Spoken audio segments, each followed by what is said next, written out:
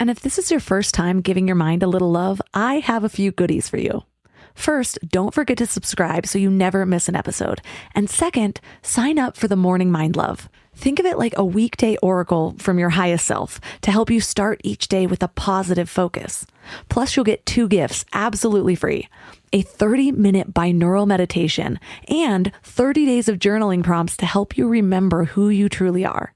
So join over 9,000 people and go to mindlove.com to sign up. Welcome to Mind Love, episode 279. Today's episode is all about 7 powerful principles to harness your mind and overcome fear. Anybody who studies in any way neuroplasticity or how taking time after, I'll say, an accomplishment, but it doesn't necessarily mean that even the outcome went well or went the way that you thought. It's that you actually did what you said you were going to do in trying to counter this past negative association. That taking time to feel proud of it, to actually go through it in your head and say, okay, I was afraid to do this. I was afraid to sing in public. I got my guitar. I went ahead. I opened it up. I sang in front of these people. I wasn't perfect, but I did it. I actually did it. And I feel so proud of myself. If you can take that window of time, it kind of seals it in. And that means that the next time something like that rolls around, immediately your reaction is, I can do that. Turn up your frequency with Mind Love. Bite-sized brain hacks for seekers, dreamers, and doers. It's time to give your mind a little love with your host, Melissa Monti.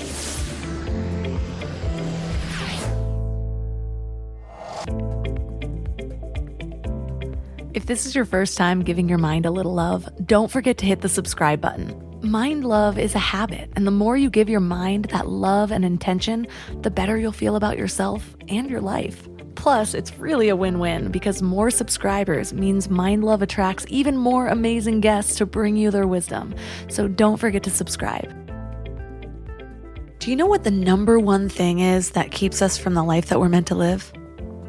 It's fear. Now, it makes sense, but 10 years ago, I would have thought that this was oversimplified. What about all of those other emotions I feel? What about all the really good reasons that I have in my head about why I shouldn't put myself out there, or go for the promotion, start the business, tell the person how I feel, follow my dreams? Well, now I know that all of those reasons are just a mask for the root cause, which is fear. Think about it. Procrastination, for example, usually comes with all sorts of seemingly valid reasons as to why we can't do something right now. We don't have the energy, or we don't really know the next step, or it feels like it'll all be too hard, or we're just not in the right headspace. But go a little deeper, and you'll usually find that you already know exactly what to do. That the task doesn't take nearly as much energy as it takes to let yourself down day after day. That figuring out the next step just takes showing up. And none of it is ever as hard as we make it seem in our minds. Whenever this happens to me, I think, geez, if only I could have done that months ago, I would have saved myself a ton of suffering. But the truth is, those reasons were never the real reasons that were holding me back anyways. It was the fear underneath it all.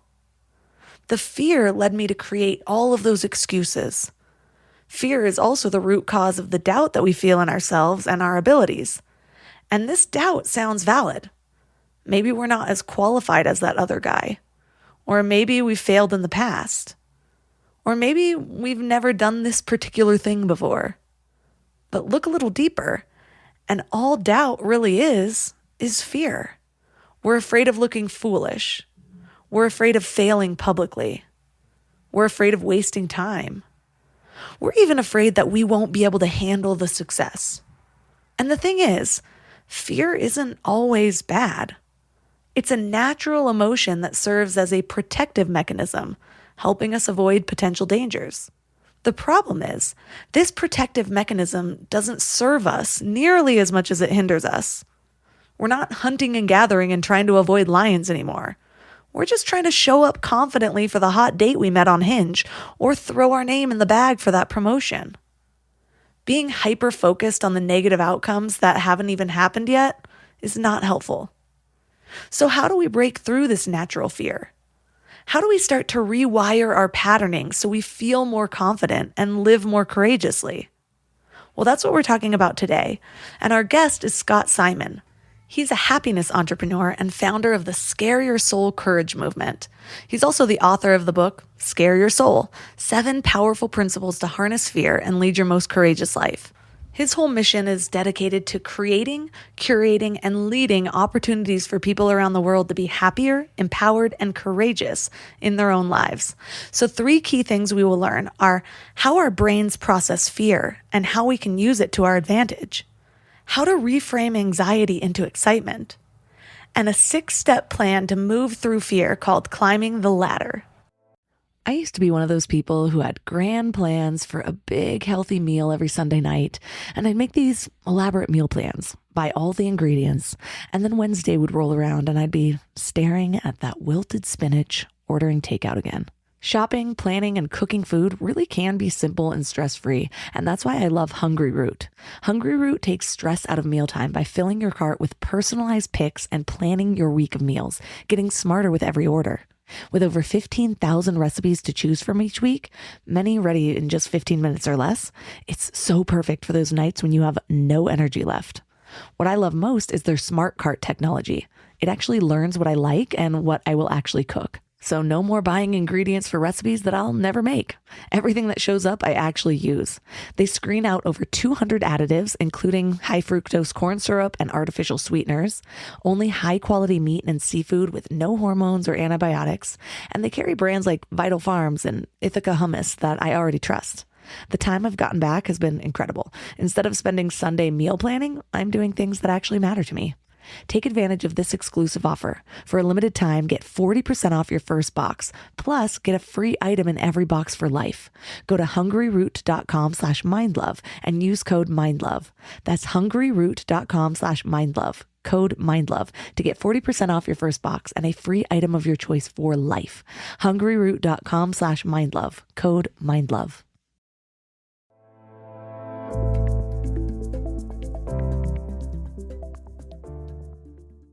And now let's welcome Scott Simon to the show. Thank you so much for having me. So what originally inspired your movement around harnessing fear? Well, there was one instance in particular that changed everything for me. Back in 4th grade, I don't know if you've experienced this from your past, where something happened and it stuck with you for a really long time. So in 4th grade, I was in a choir concert, and the substitute choir teacher got really, really upset with me because I could not hit the notes of 76 trombones. That was from the Music Man, that was our big finale. And I have a terrible singing voice. Like, I cannot hit a note to save my life. And he knew it, and he got really upset at me. So he kind of stormed towards me. This is again in 4th grade. He had this big Hawaiian shirt on, I remember, with these big palm trees on, and he stormed toward me. His face was red, and he looked at me and he said, "You are messing this up for everybody. Just mouth the words." And I look back on it now, and it's really funny, but back then it was mortifying. And I stood there in front of my entire grade and I could not move. And in a split second, I went from loving music and singing to absolutely hating it. And I didn't sing again for 35 years. So I, in the course of that, spent a lot of time learning about positive psychology. I studied with a wonderful guy at Harvard who is a guru in positive psychology. And I felt like after 35 years, it was time to confront that demon. So I grabbed a guitar and I went on a Sunday morning to a very busy restaurant, the kind where on a Sunday morning brunch, the line is out the door. And I opened up my guitar case and I started to sing in front of this line of brunch aficionados. And at first, I could tell they wanted me to leave immediately. I mean, they were annoyed. There was nothing positive about this. I'm sure they were wondering, why is this guy singing so badly in front of us? But after a while, they came over to my side. They were applauding, and kids were running and throwing dollars in my guitar case. And I finished, and I put my guitar in the case, and I started to walk back to my car, and I felt a feeling. It was like this rich broth of joy and freedom and power. I mean, I almost like levitated back to my car. And I knew in that moment that Scare Your Soul was born. I knew that I needed to share this experience with others. I came back and I wrote a Facebook post about it, and the post went viral. And people around the world from that week forward have been sending me their courageous acts, and each one is different and each one is equally inspiring. So the beginning of Scare Your Soul, which is now a much larger organization with all these ambassadors and lots of challenges every week, started with me singing in front of a brunch restaurant with a guitar. First of all, I feel like fourth grade music teachers are trained by the military, because I had a really traumatic experience with my flute teacher, which is why I only played flute for a year. But I actually have a similar story around singing. When I was really young, I used to love singing Disney songs, and I have a raspy voice now, but when I was toddler, like I was like, "Hey, Mom." I could barely talk, especially in the mornings. Kids used to ask me what was wrong with my voice. Like, it was an insecurity of mine, and I didn't know. I was still trying to figure out that I was different because I was so young. And I remember this one time being in a long car ride and trying to sing like Whitney Houston or something like that. And I could only hit like two notes because my vocal range was so short and so raspy. And I remember I said to my mom, like, "Mom, do you think I could be a singer when I grow up?" And she, poor thing. By the way, this memory mortifies my mom. She's a great mom, and this is not typical of her. She was probably like, "Okay, it's gone on like an hour and a half. Like, maybe we should get her to lay back." And her response was something along the lines of, "You could probably use some work," or something like that. And from that day on, I actually had a hard time singing in front of people. I did end up joining choir in high school, but I was really insecure to sing like on my own. And it's something that I've actually worked through with my husband more. I could do drunk karaoke back when I used to drink, but I remember being in the car with him, and he kind of like perked up his ears and he's like, "Wait, you can sing. Well, you continue singing." And I was like, "Really? I could just do this? Like, I don't have to hide it?" And so now it's totally different. He'll drop me off at a karaoke bar just so I can like put my name in, and then we'll leave during the wait, come back, I'll sing really quick and leave totally sober. But yeah, it's those things that, especially when we're at these pivotal ages. I was just sharing recently about how until a certain age, feedback from other people wasn't just a take it or leave it. It was a direct reflection of who I was, and my view was that, oh, well, then these are the things that I need to change in order to belong. 100%. And think about how many of those things are lurking inside all of us. Sometimes we're aware of them. I don't think I even really knew for many, many years about this singing fear that I had. It just became reality for me. I mean, how incredibly powerful is that somebody can say something or do something, a lot of times. I mean, Lord knows this happens in relationships. It happens, I always used to get picked last for anything athletic. I was the shortest kid in my grade and I was bullied. And so for me, athletics became something to fear. I mean, someone would say, "Let's go out and play." And I'd be like, "Oh my God, I can't do that. Like, what could happen?" It just became almost this new normal. So Scare Your Soul to me is this proactive, sometimes fun, but you're entering this area of discomfort in order to live your life fully. And, you ended up back in choir. It took me 35 years to do it. But what was so amazing to me was for 35 years, I couldn't do it, but with an intentional act, right? Someone didn't just hand me a guitar drunk in a bar and say, "Play." I got myself out there. I told myself I was doing this. I mean, there's all kinds of brain science around this, which we can talk about if you're interested about, neuroplasticity and rewriting past traumas and things like that. But in a practical sense, I got myself out there. I did it for a reason.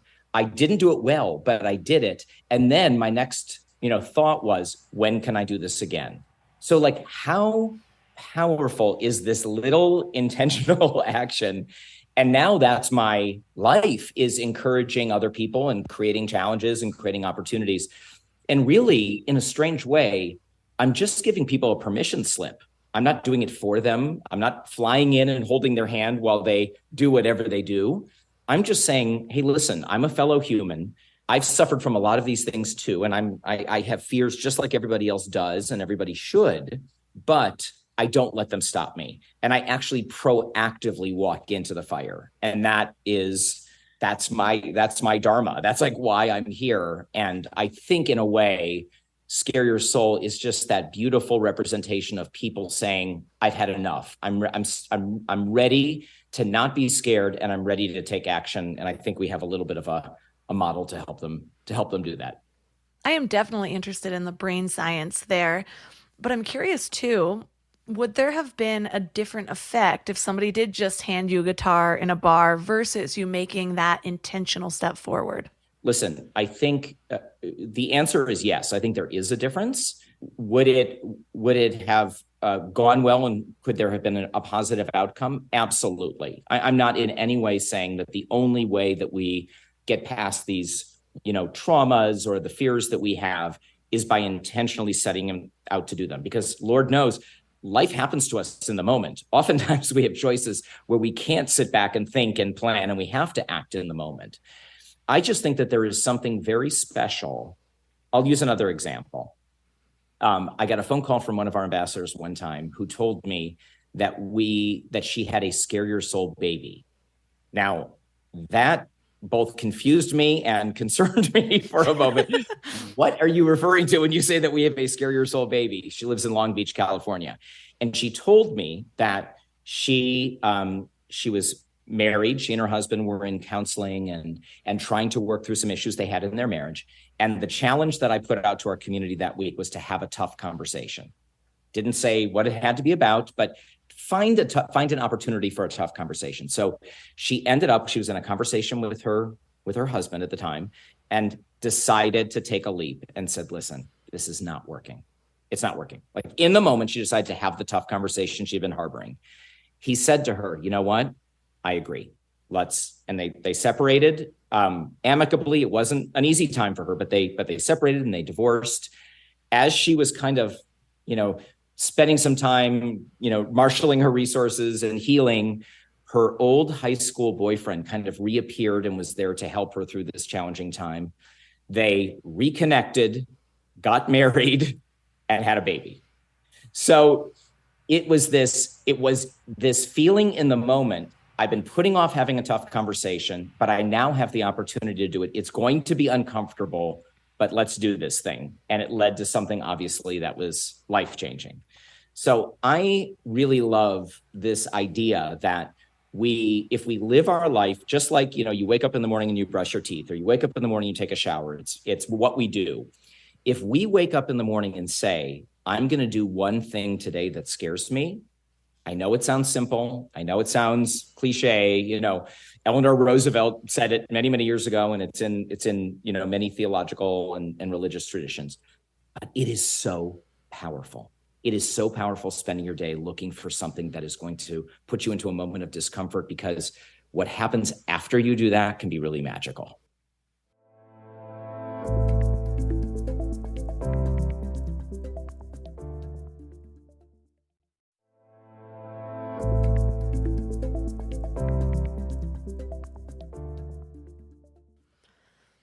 First of all, I love high school sweetheart reconnection stories, which is ironic because I have absolutely no desire to reconnect with mine. But man, the Lifetime movies and the holiday rom-coms are where it's at. You couldn't write this script, right? No.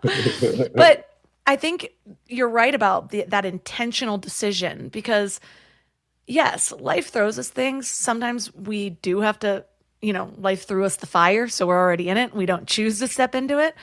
But I see that going two different ways for people. Sometimes, depending on what that fear is, it can just be a trauma because they're resisting the entire time, versus the intention.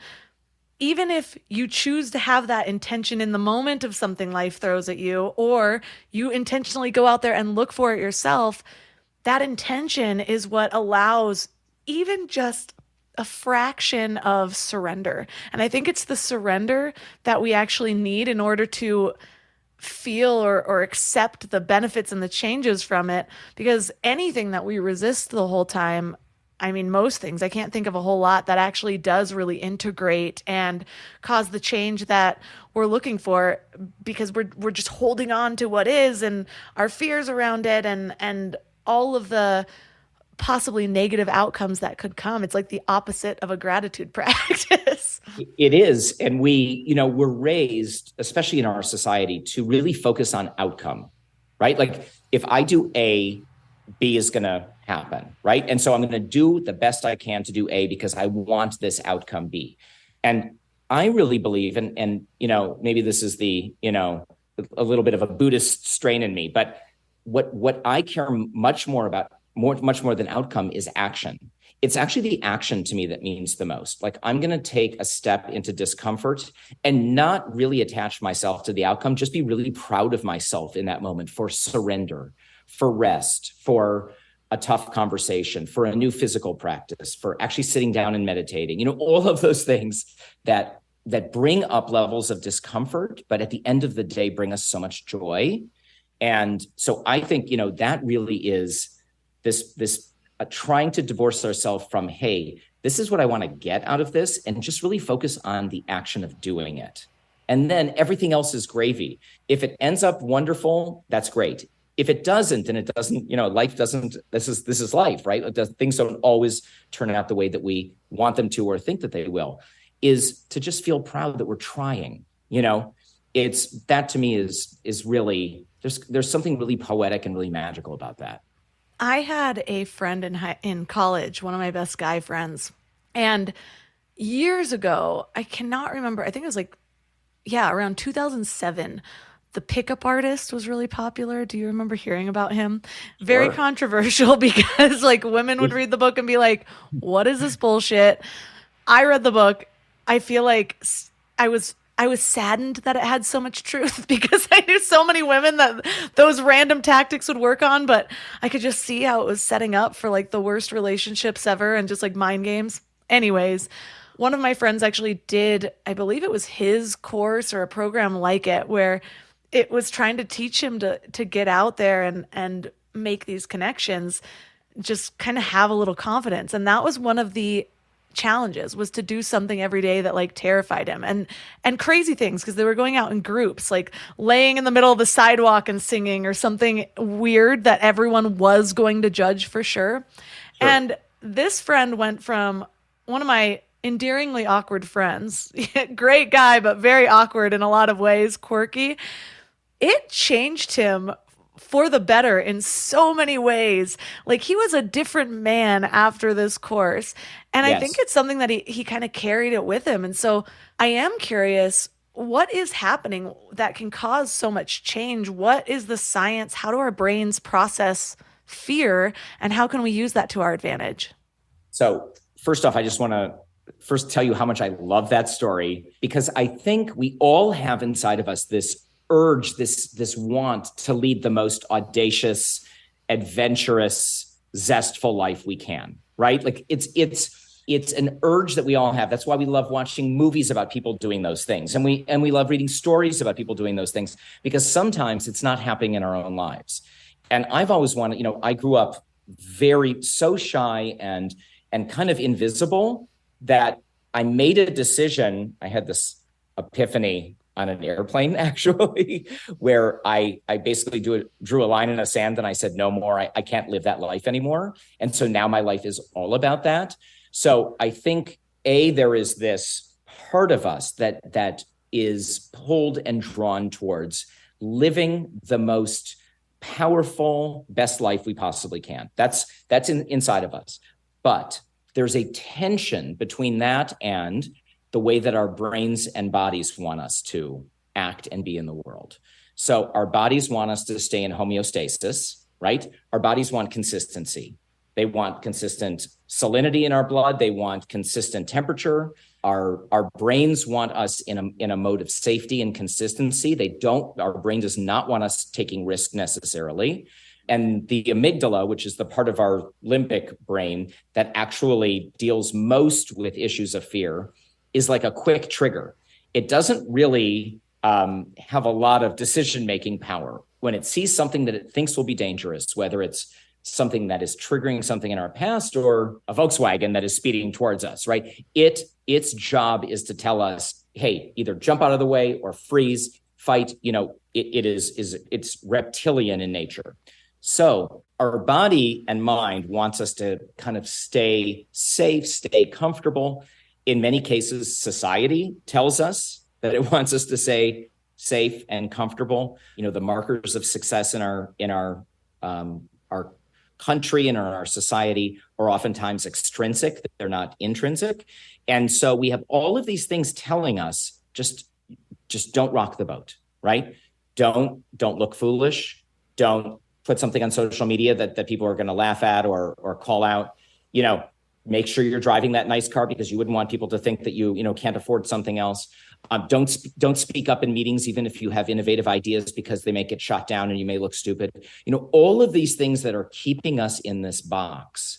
And, my belief is that once somebody out there, now you can go to Neil Strauss, who's the pickup artist, and you can pay Neil Strauss to put you in the middle of the road and all of those things. And I have no doubt that is a shock to the system in a really good way. My way is a little different. I like small, consistent actions that build over time.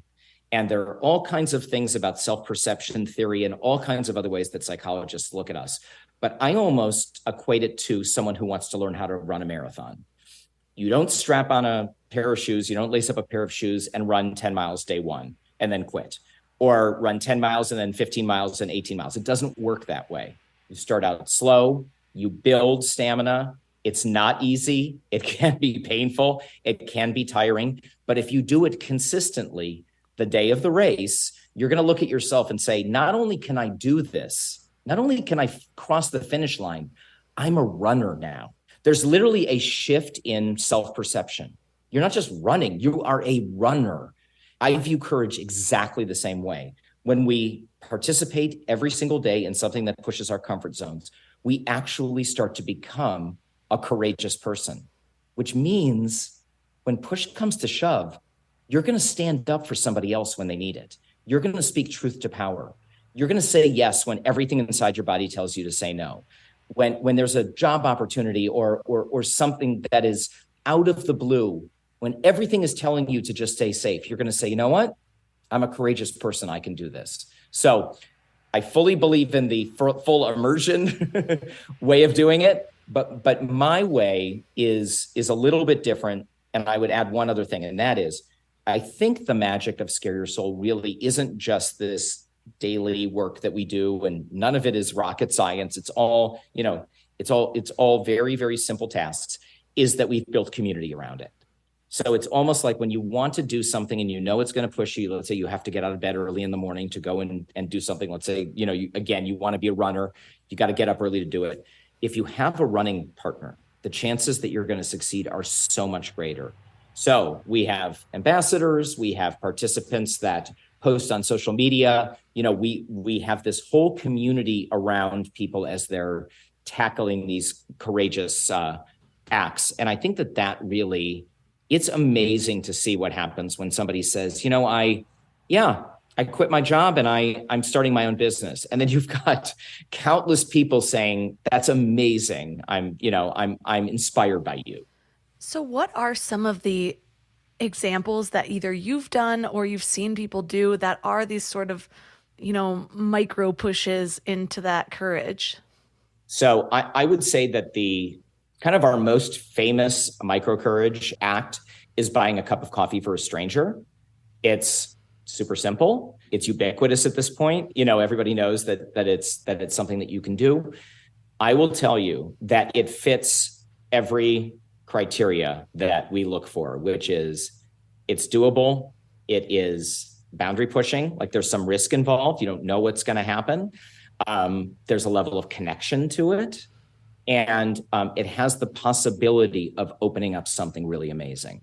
And I've done it dozens of times, if not more than that. And I can count on one hand the times that it felt kind of yucky or it didn't really work.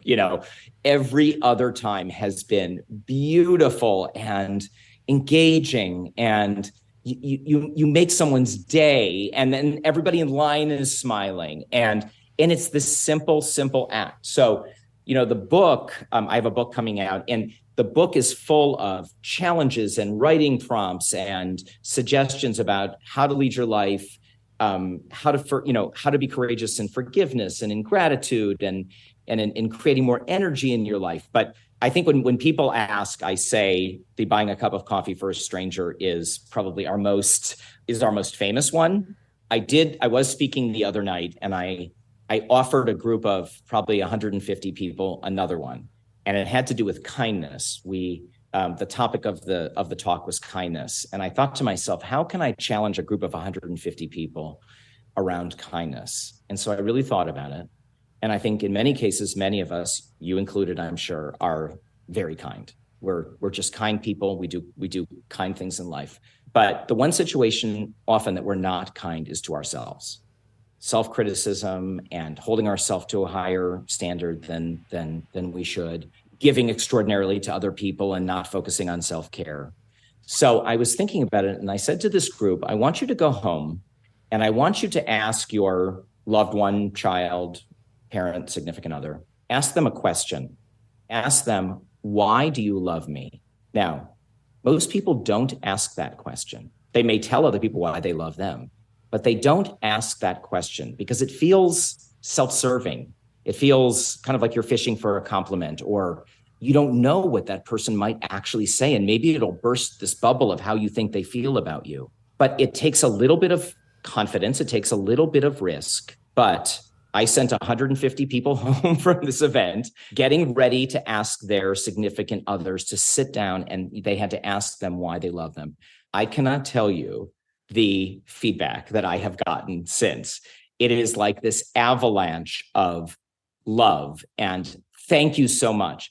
And it was free. It was easy. It's the simplest question in the world, but people don't ask it oftentimes because they're afraid of what the answer might be. So we have hundreds of these, and some are more physical, some are more relational. But this is the sandbox that we love to play in.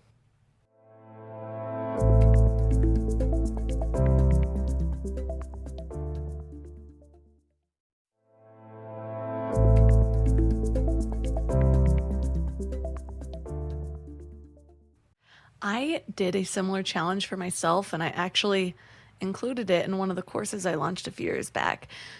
This started years before I actually ended up doing it. I was a part of some entrepreneurship course, and they challenged me to reach out to people and ask what my superpower was. And I was so terrified for some reason. Like, it just seemed so vulnerable.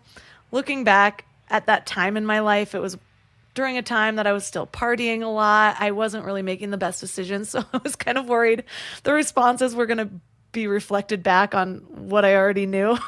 Now's the best, not the best time for asking for feedback on my performance. But then a couple years later, I was fed up. I was really trying to find purpose in life and figure out what I was going to do. I had all of these different interests. I was good at a lot of things, but I didn't have that one thing. And so it was in the search for that. And I took a different entrepreneurship course and with Pat Flynn, and he encouraged me to do the same thing. And this time I kind of stood in my power, but I deflected a little bit to make it easier for me. Instead of saying like, hey, I would like to know what my superpower was, I said, I'm taking a course on entrepreneurship and they're challenging me to do this. And that just kind of softened it a little bit. Sure. That way it's not me asking, they're making me ask. So I got 11 different responses from people in different areas of my life. And I've talked about this a lot on the show because it was such a life-changing moment for me. Yes. I got the best feedback from people. Everything was so heartwarming. But a lot of the things were things I did know about myself, things I saw in myself too. But there were other things that I didn't see at all. And one of those things was that I was able to take information from tons of different sources and even fields of knowledge and find what they had in common and be able to deliver it to people in a way that they could understand. And that gave me the idea for this podcast. And so it changed my whole life. It changed what I was willing to do because it changed the way I saw myself because I was seeing myself Yes. through a new perspective. And if you hadn't had the guts, and yet there was a little push there, but if you hadn't had the guts to put it out, first of all, to take the course in the first place, right? Like all of these steps that you took ended up opening doors that had some risk in them. There was a little discomfort in them, but look at the end result. And I talk to so many people. I do coaching and I lead some meditations. And there are so many people out there who just don't know how to take that first step. They just feel stuck. In positive psychology, there's this concept of the downward spiral and the upward spiral that, if you're feeling apathetic and you're feeling stuck and you don't do anything about it, then it kind of spirals downward. And obviously it goes into anxiety and depression. But if you start taking positive action, you can reverse that trend. And then the momentum goes in the other direction towards happiness and joy and meaning. And so I get to be kind of this witness to all of these people doing things in their lives that are reversing that trend. And it really doesn't take, many people think when they hear the word courage, I always say courage with a little bit of a grain of salt because they think it means leaping out of an airplane or quitting their job and moving to another country. And really, to me, it is all about small acts of pushing comfort zones. And for some people, courage is just getting out of bed in the morning. And if we can do it consistently and do it in community, inspire each other along the way. One of my first ambassadors, who I love dearly, her name is Sarah Marie. She actually wrote a little vignette for this book, is super tough. I mean, she's a dancer and she's a bodybuilder and both of the sides of her head are shaved. I mean, she's a total badass. And I said to her, I want you to come up with your own Scare Your Soul challenge. I don't want to give you one. I want you to come up with your own. And she thought about it for a week and she came back to me and she said, I decided what I'm going to do. I'm going to hold hands with somebody and walk for 5 minutes in a mall. And I kind of went, okay, why is that courageous for you? Because for me, that is literally the easiest thing that I could ever do. She's like, I'm going to grab a stranger's hand. It was actually, strangely enough, it was her guy friend's hand. And so I said, why? And she told me that she came from an abusive home and she never wanted to touch anybody. She didn't want to hug. Just the whole concept of physical touch was something she was not comfortable with. So for her, walking in the mall, holding hands with somebody was an ultimate expression of courage. And for me, grabbing a guitar and singing in front of a restaurant was an ultimate expression of courage. And then the key thing was we inspired each other. Like there wasn't this sense of I couldn't identify with her or she couldn't identify with me. It's that she made me feel more courageous just by hearing her story. So part of what I do in Scare Your Soul, and certainly what this book is about, is stories, not of people who have conquered countries or done things that are historically mammoth. It's actually really small things that changed people's lives. And that's what I love about it, because there's no separation. There's no any gender, any background, any geography. We're all humans. So there's no barrier for anybody taking on this work. And it's just so powerful. So I have always been the one in the group, and I think that's part of it. It's the identity factor of it that is willing to take risks. I'm certified in skydiving. I'll be the first to volunteer for anything. I will easily get on a stage in front of thousands of people, not even knowing what I'm going to be talking about if somebody gives me the opportunity.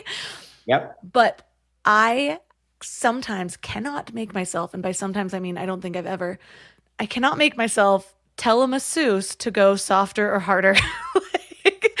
At all. And it's funny because you were telling that story and it's been something that, I just got a massage the other day and I'm like, why couldn't, actually this last one was really good. But the one before that, I was like in pain half the time. And then part of the time she was going too soft. And I sat there the whole time thinking about how to say it out loud. And I thought about it so much that it's like I created this barrier and I could not make any sounds whatsoever. And while you were telling the story about the woman with the hand holding, yes, a memory popped into my mind, and I'm pretty sure this is what it has to do with. In fourth grade, we'd have movie days every other Friday, and this one girl would brush my hair. If I gave her any feedback on it, she'd stop.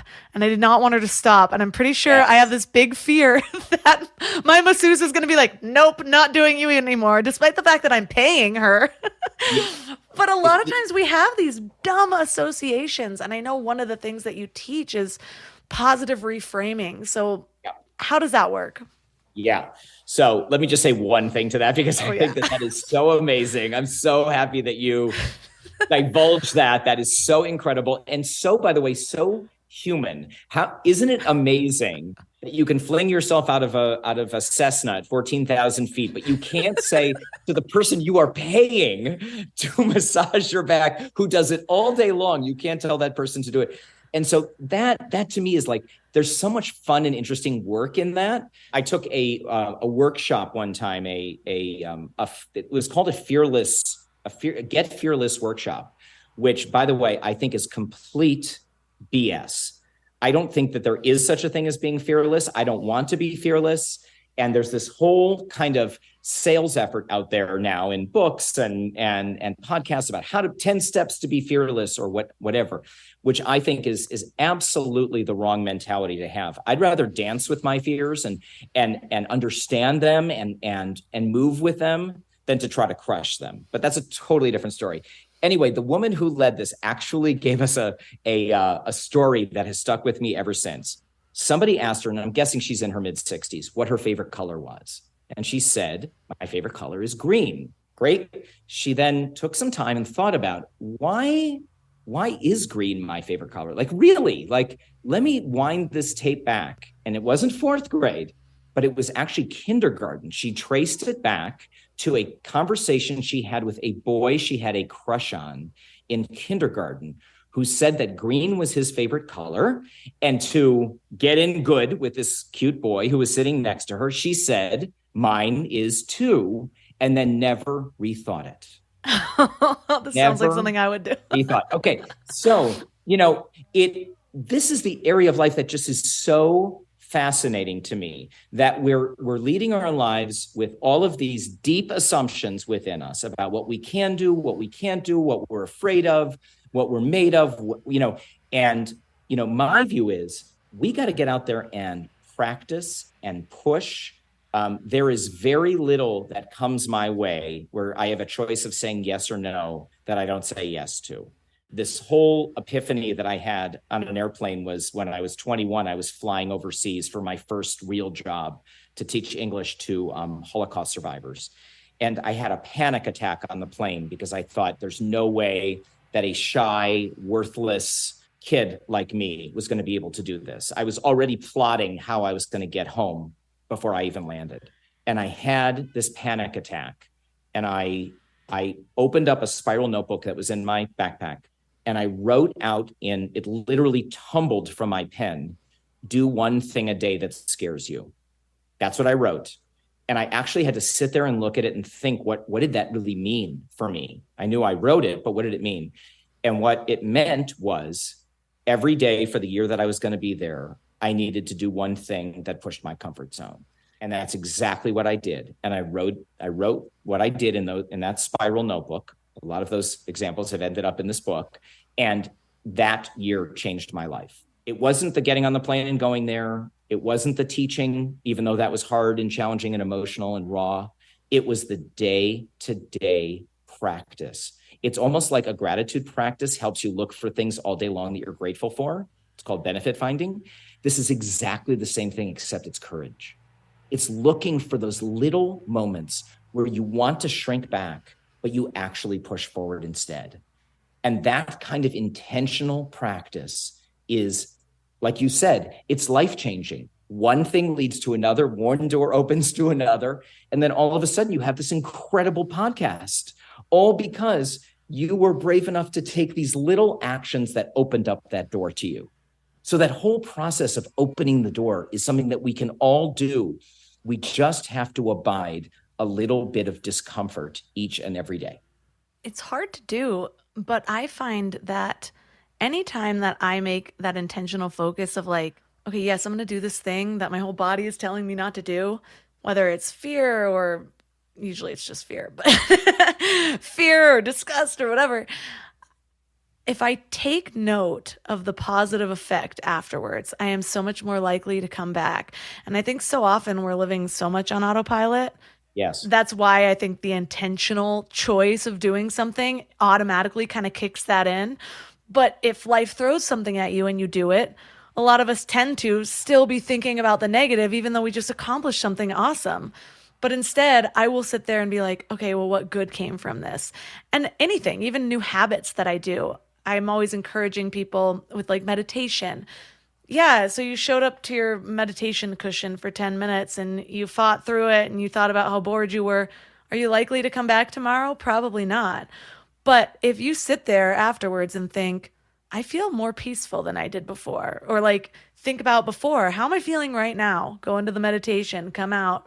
How do I feel after that? Whatever change you're trying to make, and ask yourself, well, how do I feel that I actually did this when I've been saying I'm going to do it for 6 years? Or how do I feel?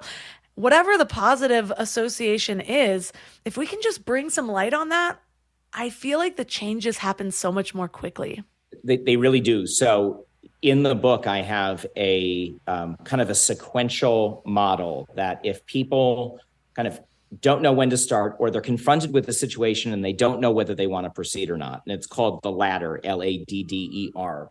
And the R is rewriting and rewiring. And this is exactly what you're saying. Anybody who studies in any way neuroplasticity, or there's actually a great, Andrew Huberman has a great podcast on this, where he talks about how taking time after I'll say an accomplishment, but it doesn't necessarily mean that even the outcome went well or went the way that you thought. It's that you actually did what you said you were going to do in trying to counter this past negative association. That taking time to feel proud of it, to actually go through it in your head and say, okay, I was afraid to do this. I was afraid to sing in public. I got my guitar. I went ahead. I opened it up. I sang in front of these people. I wasn't perfect, but I did it. I actually did it. And I feel so proud of myself. If you can take that window of time, it kind of seals it in. And that means that the next time something like that rolls around, immediately your reaction is, I can do that. I mean, if you fling yourself out of an airplane, you land, you go skydiving, you land and you immediately move on to something else. Great, you did it. But if you landed and you took off your parachute and you sat with a couple people and said, do you realize what we just did? Do you realize what we just overcame?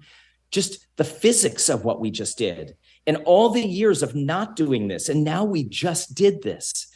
It literally shifts the way that our brain processes it. And so, I mean, this is a key part of the work that we do. And again, even little steps, when we take time to slow down, breathe, and think about what we did, it literally seals in the experience. What if you take that step, you push yourself, and the outcome is what you would consider disastrous? And so it could possibly sort of seal in this belief that stepping through your fear isn't worth it, or I knew something like this would happen. How do you make sure that it doesn't create the wrong sort of association? Or what do you do to reframe that in case it does? Yeah. So first off, there are no guarantees in life. And I think part of this is why people read poetry. This is why people have a spiritual practice. This is why, the Buddha said life is suffering, that things aren't always going to work out the way that we want. And sometimes it's true. We try something or something happens to us and the result is tragic or it's disastrous or it hurts in some way. And I think being realistic about that is important because we're not living in bubble wrap, right? We're not living in a comfortable, bubble where nothing ever is going to go awry. What I tend to do is to, as I said before, always have an accountability partner if I can, somebody to remind me of why I did this in the first place, even if it didn't go well. I also think a sense of humor is pretty damn important here, because if I didn't like singing and I sang in front of a group of people and everyone booed me, right? Like it didn't go well. Everybody just said I was terrible. Walking away and saying, okay, like it's not life or death. I tried it. It didn't work. And at the end of the day, at least you can be proud of yourself for trying. And that, I think, it's like an underrated virtue in today's world. We're so much more about achievement and outcome and what did we get from something and what did it look like on social media and who responded and who liked. But how about ask the question, how about you? How did it feel internally, the fact that you actually did it? And, like I said before, if the outcome was predestined, life would be easy. There would be no such thing as courage, because we would always know, and we don't know. We don't know when we get on a plane flying to another city, when we land and walk out that door, what adventure is going to happen to us. Some of it may be great, some of it may be uncomfortable, and some of it may be sad and hard. But it's all part about the living a human life, this beautiful tapestry of joys and tragedies and as I call it in the book, 90-degree turns. Like you think your life is going in one direction and all of a sudden something happens and it goes in a 90-degree direction. And then that becomes your life. And that's beautiful too, because it's opening up all kinds of doors for you. So I don't want to live a bubble wrapped life. And I do open myself up for failure and rejection and hard times, but I'm proud of myself that it all stems from a position of courage, that I'm getting off the couch, I'm getting out of the bubble wrap, and I'm taking action.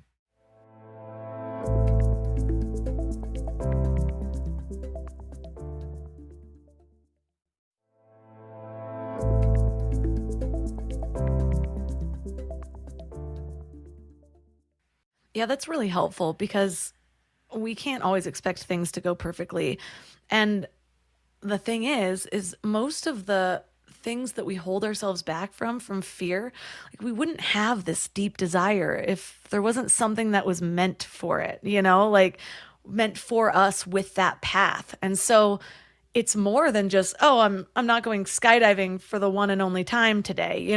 Most of the time it's like, I'm not writing that book, or I'm not quitting my job to do this thing that I feel a pull towards. And I know that you talk about that too, about how our dreams illuminate what we truly desire in our lives. But one of the things that you kind of go deeper in that is that you say that our dreams make us, how our dreams make us feel is so important to understanding their power. Can you elaborate on that? Sure. I think there's an internal guidepost that certainly most meditators have that's an arrow in their quiver, but in many cases, the rest of us don't. And that is this concept of getting in touch with how we feel, not just what we're doing or what we're seeing or what we're scrolling, or, we're very rarely bored in life. If you try to think about the last time that you were actually bored, most people can't answer that question. They're not paying attention to what their internal landscape looks like. And most people think when they think about, dreaming towards goals, they think about that extrinsic goal as the outcome. What I really push people to think about is, how does that thing make you feel? How does it make you feel? Because at the end of the day, life changes, we change, our financial situation changes, our geographic situation changes, our health changes, the health of people around us change. But the only thing that can really be consistent is the way that we're perceiving the world. So when I have a dream, so I say it very clearly, and it's incredibly embarrassing in the book, that my dream always when I was young was to be a rock star. Always. I used to make guitars out of paper mache and strap them around me. I'd lock my door and I'd put like the Beatles' White Album on, and I would literally like leap around my room with this ridiculously large paper mache guitar. And it was like this dream that stuck with me for years and years and years. And then once I started to do this work, I took some time to think about it. And what I really began to realize was, when I was young, nobody listened to me. No, I mean, I couldn't speak in class because I was so shy, and the bullies made sure that I wasn't going to talk any more than I had to, or else they would pummel me. So to me, being a rock star meant that people actually wanted to hear what was coming out of my mouth. now, of course, if, Eddie Vedder invited me on stage to play with Pearl Jam, would I say yes? Hell yes, I would. But I now realize it's how I want to feel. And that's why, to your point, I love speaking. I love speaking to groups. I love motivational talks. I'm not a rock star, but I'm speaking in a way that's moving people. And that's the feeling that I wanted. So in the book, there's a whole chapter on dreams, and it really is about digging deep into not just the goal at the end of the dream, not just the pot of gold at the end of the rainbow, but how do you want to feel when you get it? Because that's what I want people to tap into. And that's such a key part in reconnecting to our bodies, which so many of us have disconnected from, especially even when you think about anxiety or depression or fear. We think of that as like a mental status, like, oh yeah, I'm anxious because all of these thoughts in my mind. And we don't even realize that actually there's a lot of body things happening as well. And sometimes if you just tune into whatever sensations are happening in your body, you realize it's not quite as scary as your mind is making it out to be. It's like, oh yeah, so my chest is a little bit tight and I'm a little bit quivery and whatever your feelings are. It's like, I choose this when I choose like a thriller on Netflix. Why do I feel like I cannot handle it in this situation where I'm just thinking about possibly doing something? That's exactly right. That's exactly right. That's exactly right. So, you're illuminating this, and it happens to all of us, and it happens every day. It happens hundreds of times a day. So to me, the kind of fun and engaging and powerful part is if we can actually pay attention to that and not let those thought worms pull us away, but actually focus on those things that are going to move us forward in life. A big issue for me is social connection. It always has been in my life. I'm also somebody that's really comfortable speaking to 700 people, but when one person kind of corners me in a room and engages me in conversation, I'm much less comfortable. And, knowing that and being able to actually force myself to engage with that person ends up creating I can't create a relationship with 700 people, but I can create a relationship with one person. So if I don't allow myself the space to feel those feelings, feel the discomfort, and then actually move forward and do it, I'm missing out on this. There's a part of the book that talks about sliding door moments. Remember that movie Sliding Doors with Gwyneth Paltrow, where her life is kind of bifurcated into two because the Great subway movie. closes. I think all the time, what would have happened if your car broke down and you didn't make it to something, or something deterred you and you didn't end up in a place where you met one of your closest friends? We can all picture those situations, right? Or attended a course and then all of a sudden it led to you leading a podcast. Where I take that is we have those moments every day. We have those opportunities every single day, and fear blocks them. But curiosity and courage open up those channels, and you never know. That next interaction you have may be with someone who you will never forget for the rest of your life, or someone who tells you something that changes the way you think for the rest of your life. Or maybe it's a new career or a new anything, but fear and our focus on protecting ourselves blocks those. So my goal is to really encourage people in a really human way to push, and then the Scare Your Soul community applauds, hugs, surrounds, and make sure that there's kind of this mutual inspiration going on. Yeah, I do feel like feedback from other people, whether it's positive or negative, has such an effect on us. And so we can't really control some of the negative feedback that we get.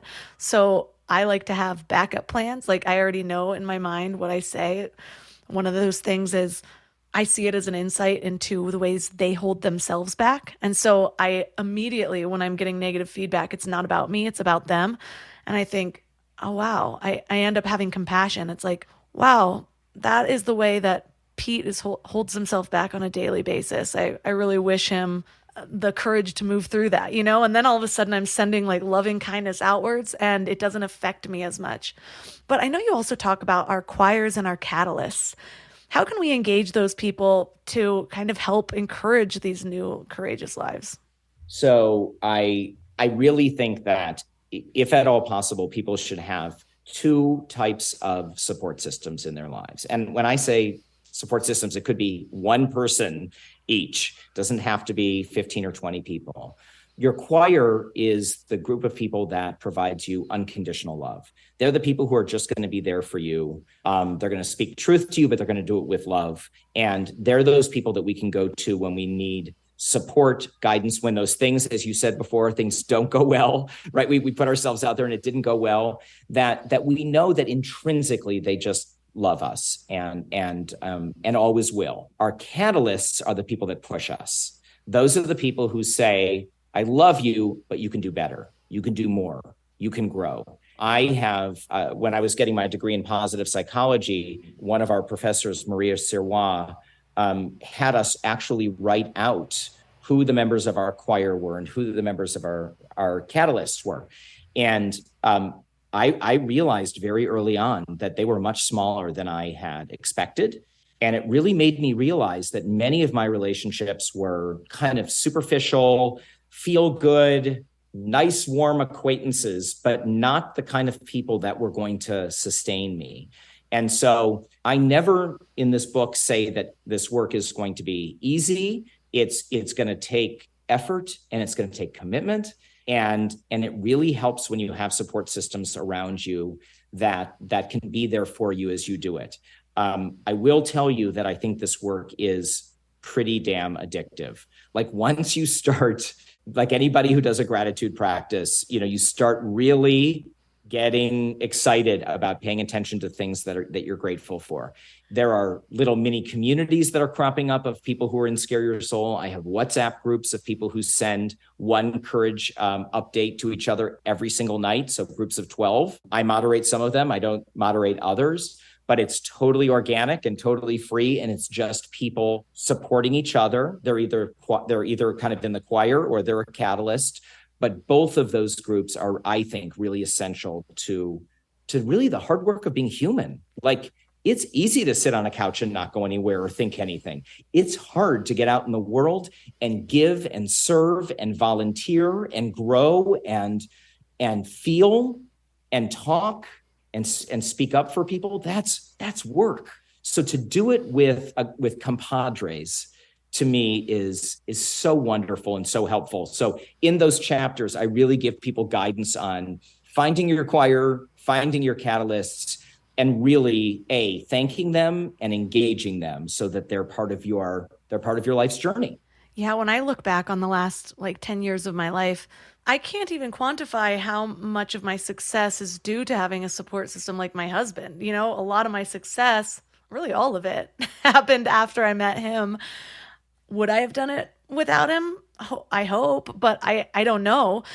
And we have these pep talks with each other. And when something does go wrong, we lift each other up and we see that as one another's role. Like if we're going to be a team, we are one energy. If one of us dips, I see relationships where then the other one dips and you beat the other one up for dipping and that doesn't help anybody. But it's like, oh, well, there's only one of us up here. We got to pull the other one back up. So we're both floating, And that was my favorite part of living in LA was that I was always surrounded, being in WeWork and being in part of entrepreneur circles, I was surrounded by people who were automatically pushing themselves or who were constantly pushing themselves. So it just became automatic. I was surrounded by that and I was seeing it all the time. And so it's something that I've had to rebuild since moving to a small mountain town. So I love that advice.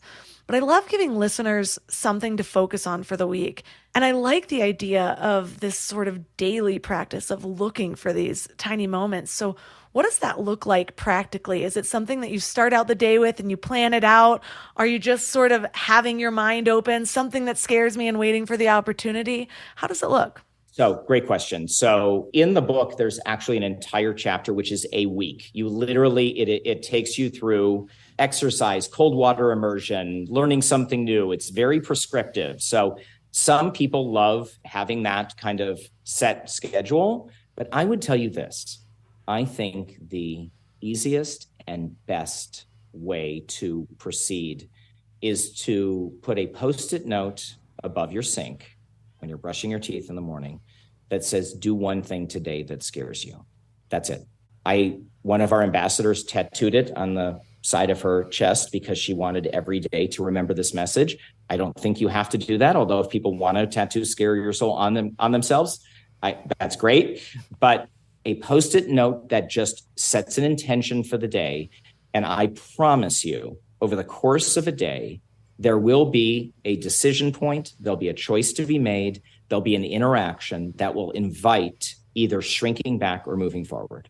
And the goal that I would suggest is in that moment, if it's safe, of course, move forward.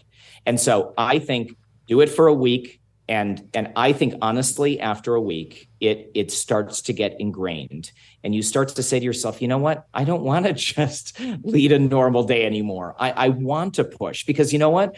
I did this thing on Wednesday and I met this incredible person who's 2 offices down from me. And I was always too intimidated to talk to them, but I decided to push myself. And you know what?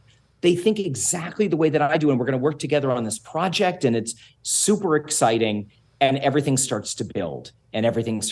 So it is, in my mind, it's as simple as a Post-it note. It's a mindset. It's a practice. And, in the book, there are dozens of writing prompts that can get people thinking about different ways to express courage.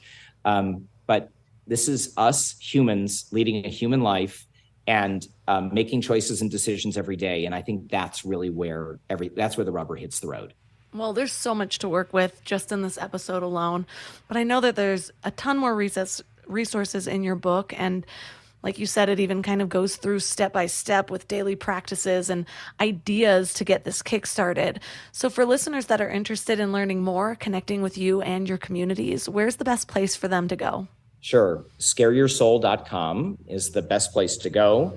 That's where you can sign up, get our weekly newsletter that has all the challenges in it, has blog posts in it. On our website, there are free challenges. There's a free quiz that will guide you into what are the most powerful areas of courage for you. You can connect with ambassadors. And then obviously on social media, on Facebook and on Instagram, that's where our community oftentimes posts the results of their challenges, communicates with one another, and supports one another. So, but scareyoursoul.com is really the kind of main hub.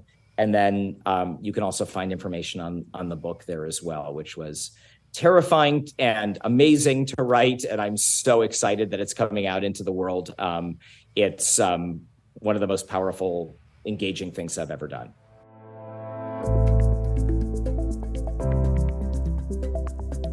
All the links for this episode will be at mindlove.com/279. Your challenge for this week is to harness a little bit of that fear. But first, get clear on what you're afraid of. Note that some of the indicators of hidden fear that might not feel like, oh my gosh, boogeyman fear, are things like procrastination or holding yourself back or not putting yourself out there or thinking you're not capable. Fear is a root emotion in limiting beliefs, which we talked about last week.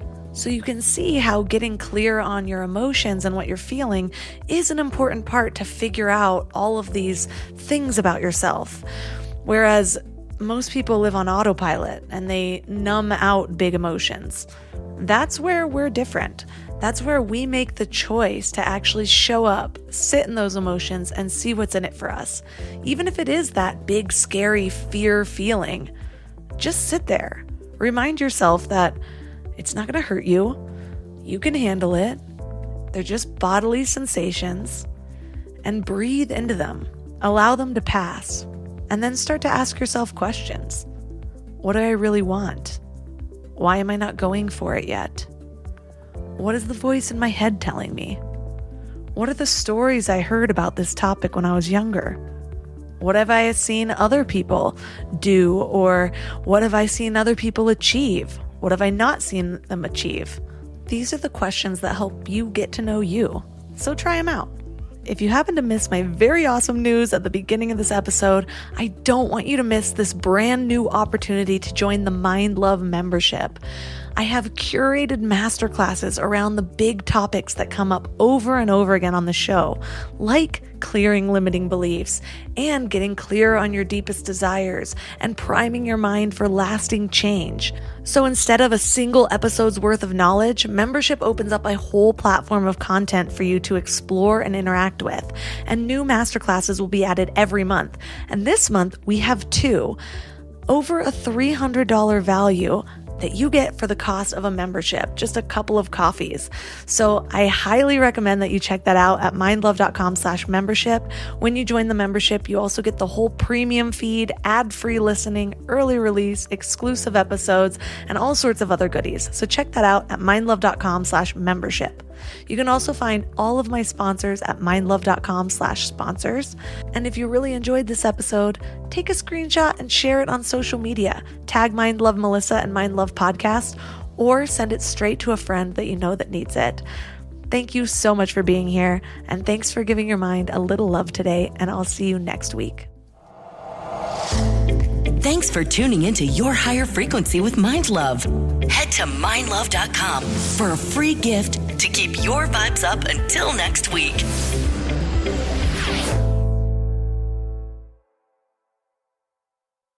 Wix. It's where website creation meets AI, and where your boldest ideas become real. It just takes one platform to build a site that looks great and does everything you need it to.